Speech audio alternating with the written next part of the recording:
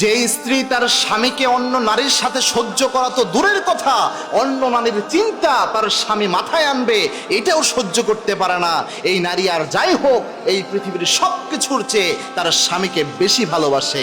ভালোবাসা থেকে এই জিনিসটা আসে, অর্থাৎ তার স্বামীকে সে পৃথিবীর সবচেয়ে দামি সম্পদ মনে করে, যার কারণে স্বামীর সাথে অন্য কাউকে সে মেনে নিতে পারে না। সব কিছুতে সে ভাগ বসাতে পারে, কিন্তু স্বামীর ভালোবাসায় কাউকে সে ভাগ দিতে পারে না। মনে রাখবেন, বর্তমান সমাজে একটা মারাত্মক প্রবলেম হচ্ছে যে অনেক ক্ষেত্রে পরকীয়ার সম্পর্কগুলো এত ব্যাপক আকার ধারণ করেছে, ম্যাক্সিমাম সমাজগুলো পরিবার ব্যবস্থায় এই জিনিসটা চলে আসতেছে।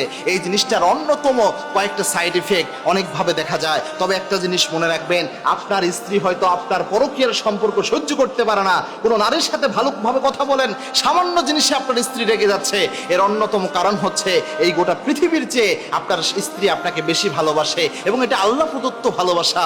আল্লাহ রাব্বুল আলামিন একজন নারীকে এমন ভাবেই বানিয়েছেন যে একজন নারীর যখন বিয়ে হয়ে যায় তখন আব্বা তার সবচেয়ে বেশি আপন মানুষ থাকে না, বরং তার স্বামী থাকে আপন মানুষ। এজন্য আল্লাহর হাবিব বলতেন যে একজন স্বামী এবং স্ত্রী তারা হবে রহমদিল, এবং আল্লাহর ঘোষণা হচ্ছে হুন্না লিবাসুল লাকুম ওয়া আনতুম লিবাসুল লাহুন্না, তারা একজন আরেকজনের পোশাকের মতো।